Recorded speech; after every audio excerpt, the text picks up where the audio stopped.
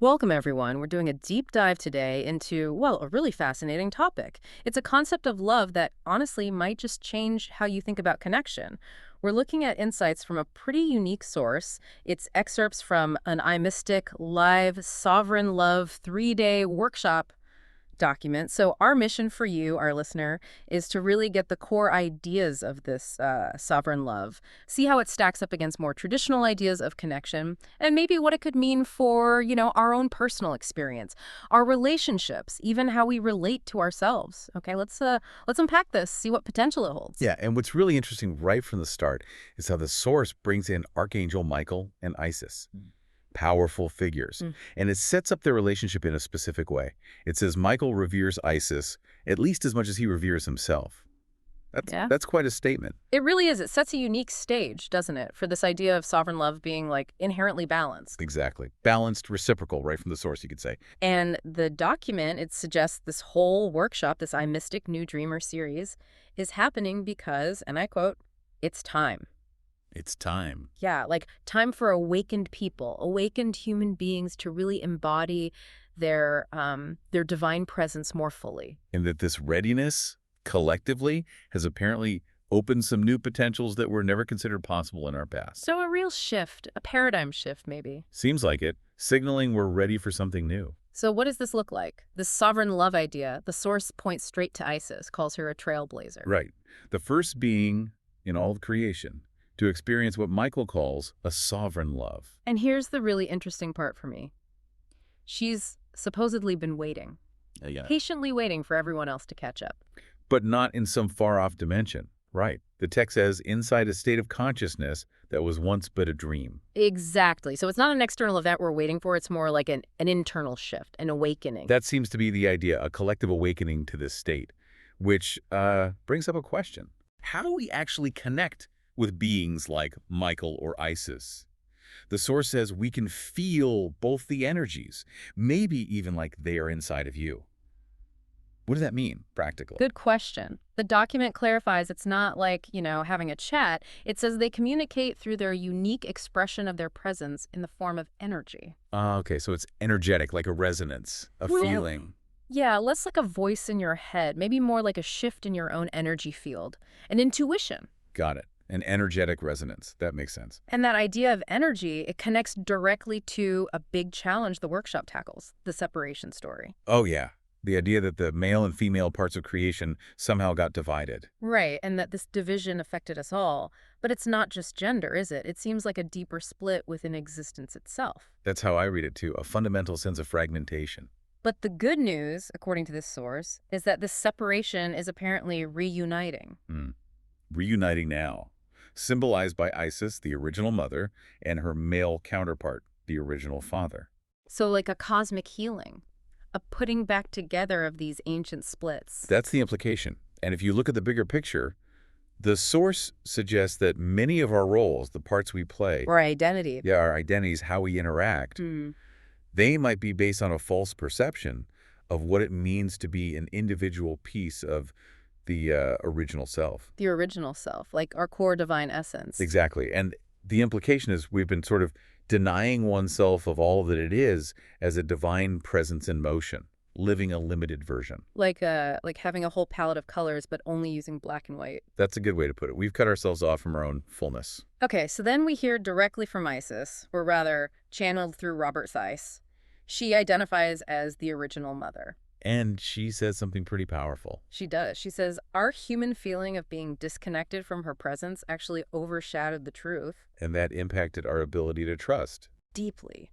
She talks about this underlying distrust playing out everywhere. Friends, family, lovers, our relationship with life itself. It sounds like a really foundational wound, Yeah. stemming from that feeling of being separate from, well, from source, from our divine origin. Yeah. But what's fascinating is her perspective on why it happened, why this separation. Right. She says the experience catapulted me into another realm, another reality.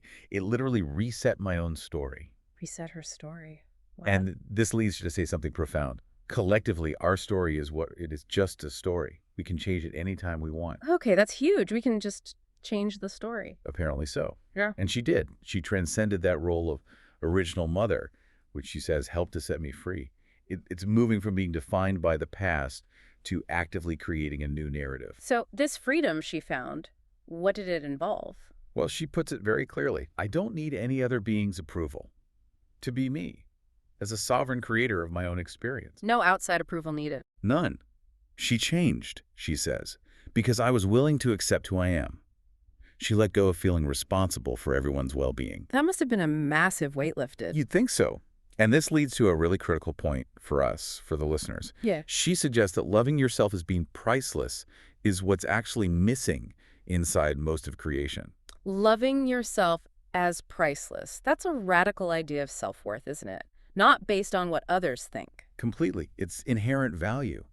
And this really makes you question how we usually think about love, especially romantic love. She talks about her own story with her male counterpart, right? A well-documented one. Yes. And she admits she felt guilty, and he eventually felt betrayed when she had this realization. What realization? That she didn't need him as he once was to feel complete. That's a tough one. Oof, yeah. But instead she realized she did need to feel a sincere love for myself. Right. She describes their initial love as being deep, based on what we were willing to do for each other. Like the big romantic epics, sacrifice, dedication. Like in the movies, yeah. All-consuming. Exactly. But something wasn't right for her. What was it? She said she found herself completely dependent on energies from outside of my own, just to survive. Dependent. Wow, so needing that external energy constantly. Seems like it. And that's when she asked the key question. Where was my sovereignty? Ah, the core concept again. Precisely. And her attention then started to shift away from my true and only love, back to me. So not abandoning love, but realizing it had to come from inside first, not from dependency. That's how it reads, a reclaiming of self. A radical act, really. So what happened when she shifted her focus back to herself? She discovered a deeper wholeness inside of myself. She was encouraged, apparently by the original self, to go deeper still. And this led to a new kind of love. Yeah, a new love, one that was free to share itself in ways that were also new. Her passion, her joy. It went off the charts. Sounds amazing, like a total transformation. It does. Resulting in a new radiance that touched every corner of creation, which is contrasted really sharply with what the Source calls a plugged-in reality. Plugged-in reality? What's that? It seems to mean a reality where we're constantly trying to connect to each other in a way that actually deflects the natural flow of your energy. Like we're plugging into others for energy instead of generating our own. Okay, like an energy drain system almost, instead of a self-sustaining one. That's the idea. Right. Always seeking validation or energy from outside. Which brings us right back to the main term, sovereign love. Michael apparently labeled this new state. Right. The love part is obvious, but the sovereign part. The text says it's all about reclaiming your natural state. Okay, reclaiming our natural state. So what's the unnatural state we need reclaiming from? What got us off track? Well, according to this document, what's unnatural to all of you is your sense of lacking anything. Lacking anything? That's pretty broad. It is. It says, if your experience of yourself has you lacking anything at all, then you've allowed your mind to dictate the terms of your experience for you. So it's the mind creating the sense of lack, not just in money, but Everything. Monetary reality, your health and well-being, and your self-awareness. All of it. wow. Okay. And the natural state? Is always free-flowing. And this sovereign love mirrors that. It flows freely from within. It doesn't need or cling. Moving from scarcity to inherent abundance, basically. Exactly. A fundamental shift in perception. So, the million-dollar question then. How do you do that? How do you get back to that natural free-flowing state without the lack? The answer given is, well, it's simple but challenging. You stop making those underlying thoughts and emotions your truth. Stop believing the thoughts and feelings rooted in lack. Easier said than done, maybe. Definitely. It says this, will ask of you to do something that very few are willing to do. Which is? Love your own energy more than your thinking process. Trust your own energy more than your thinking process. Love and trust your energy more than your thoughts. Okay. How does that play out, like in a real moment? It means consciously choosing, I think. Choosing to tune into that deeper energetic sense of self, rather than the habitual thoughts, the fears, the shoulds, the old programming. Right, tuning inwards. Yeah, and this sovereign love, it relies exclusively on self-care, self-nurturance, self-reliance as now being a way of life. Self-reliance but not in a cold, isolated way. No, more like filling your own cup first so you can share freely. Because, crucially, it doesn't require or need to be complemented, validated, or reinforced by any energy outside of itself. It's completely self-sustainable. Exactly, like a self-charging battery for the soul, an internal wellspring. Okay, I like that image, self-charging. And it sustains itself how? The source says simply by your own consciousness. Hmm.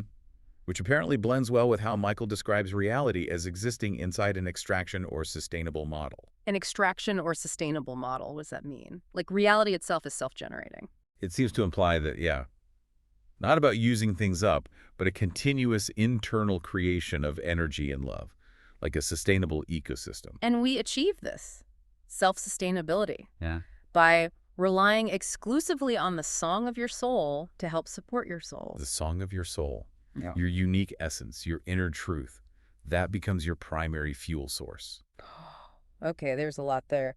And the workshop apparently goes deeper over 3 days, contrasting this with traditional love. Right, and Isis describes this sovereign love as more honest, more fulfilling, more respectful of myself and for those that I truly love. More honest, fulfilling, and respectful. That's quite a claim. What a journey we've taken just unpacking these excerpts from, the origins with Isis and Michael through her whole personal transformation. Yeah, moving from that external dependency to real self-sustenance. And that core idea that it's often our minds creating that false sense of lack, keeping us from our natural flow. It really does suggest a different way of understanding love could fundamentally change, Yeah. well, everything, our whole experience. Absolutely. A love rooted in radical self-worth. It leaves you thinking, doesn't it? If our story of love, our story of self, is really just a story, And we can change it anytime we want, as Isis suggests. then what stories are we choosing Hmm. right now? And what could happen, what potentials could open up if we really leaned into cultivating a love that's truly self-sustaining? A love flowing from within, not needing that constant outside input. Exactly. What might that world or that personal reality look like? That is definitely a powerful thought to sit with, a really profound question to carry forward from this. Thank you for joining us on this deep dive into sovereign love. Until next time, keep exploring, keep asking those questions, and keep expanding what you thought was possible.